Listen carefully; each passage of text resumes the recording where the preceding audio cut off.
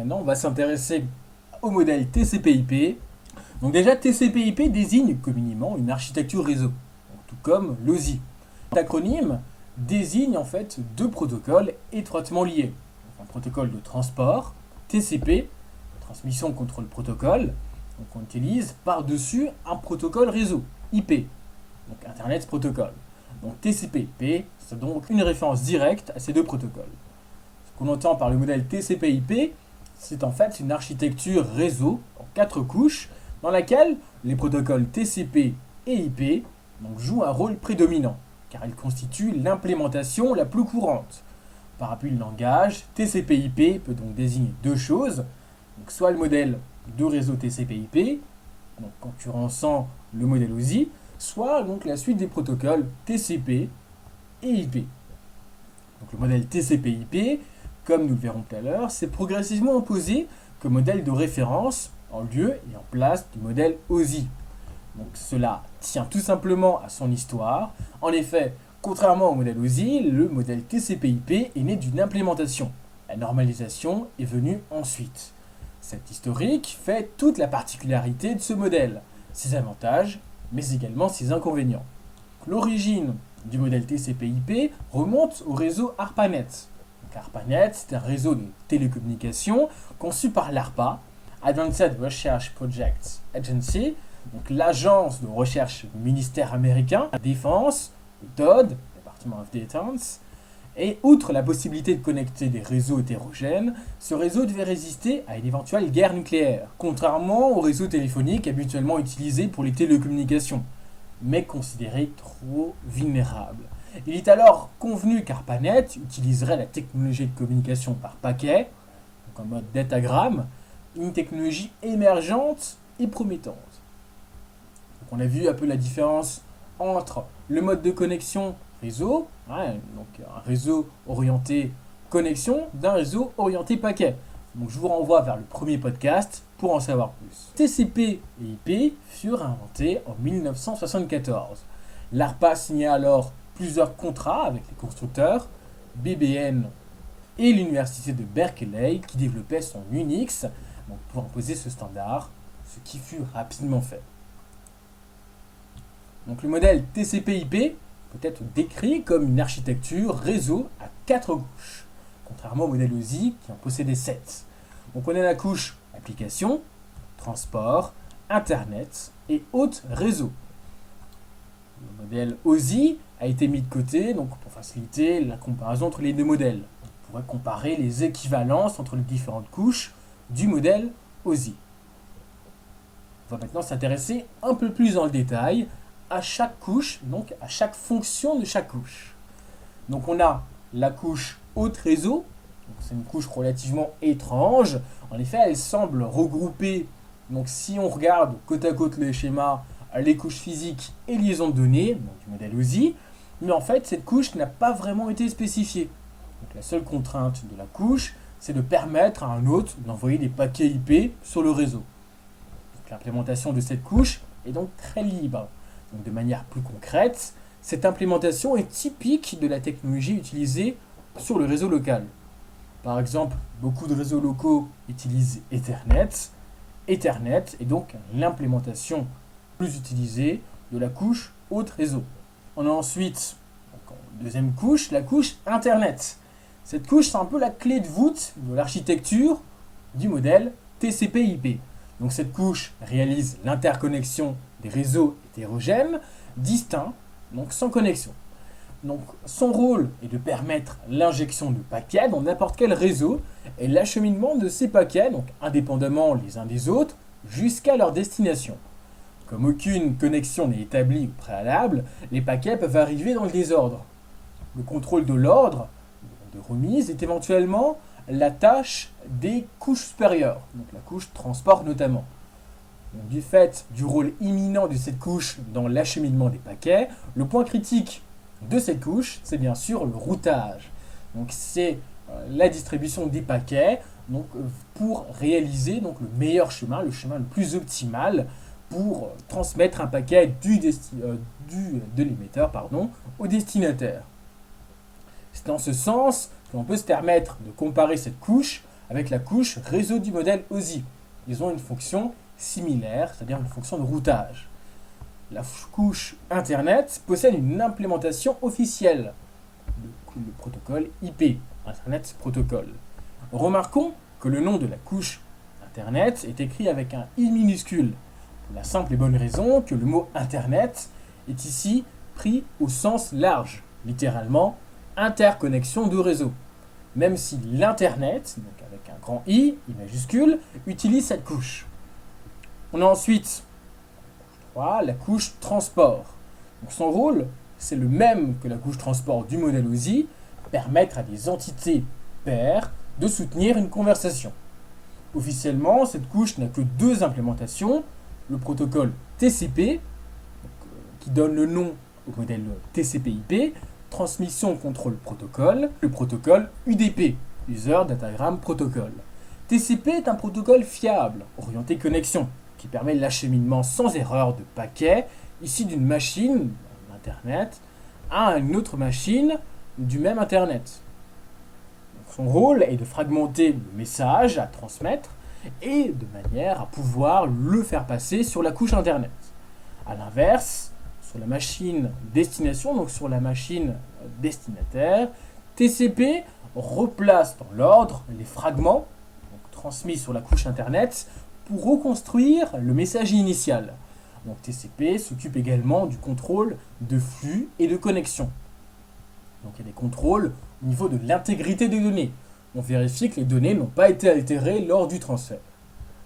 UDP est en revanche un protocole bien plus simple que TCP. Il est non fiable et sans connexion. Son utilisation présuppose qu'on n'a pas besoin de contrôle de flux ni de la conversation, donc de l'ordre et de remise des paquets. Par exemple, lorsque la couche application se charge lors de la remise en ordre des paquets, la couche transport, via le protocole UDP, n'a pas besoin de s'en occuper. Donc on se souvient que dans le modèle OSI, plusieurs couches ont à charge la vérification de l'ordre de la remise des messages. Donc là, c'est l'un des avantages du modèle TCP/IP par rapport au modèle OSI. Mais nous y reviendrons plus tard. Donc une autre utilisation d'UDP, donc la transmission de la voix, donc la téléphonie IP.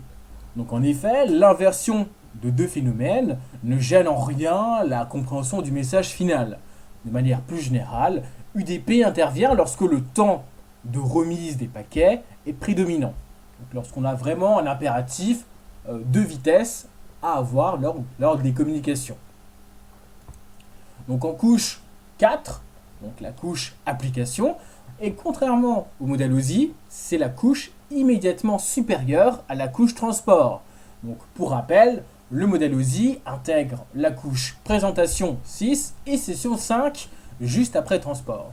Donc modèle TCP/IP, nous avons directement la couche application au-dessus de la couche transport. Donc on s'est en effet aperçu, donc avec l'usage, que les logiciels réseau n'utilisent que très rarement ces deux couches. Finalement, on peut se rendre compte que le modèle OSI, dépouillé de ces deux couches, ressemble fortement au modèle TCP/IP. Donc cette couche application contient tous les protocoles de haut niveau. Donc, par exemple Telnet, TFTP, donc Trivial File Transfer Protocol, SMTP, donc Sample Mail Transfer Protocol pour l'envoi de mail, HTTP, Hypertext Transfer Protocol pour l'affichage des pages internet. Donc le point important pour cette couche, c'est le choix du protocole de transport à utiliser.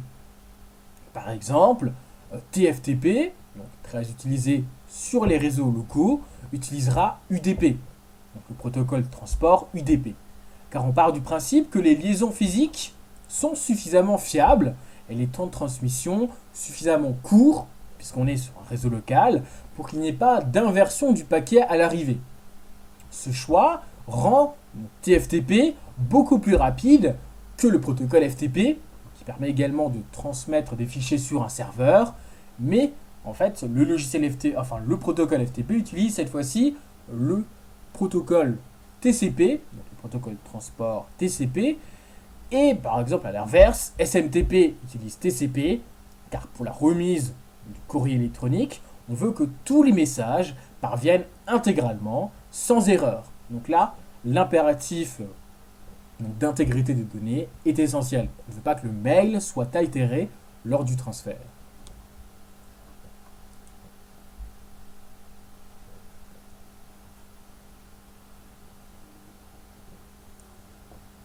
Donc voilà pour le modèle TCP/IP.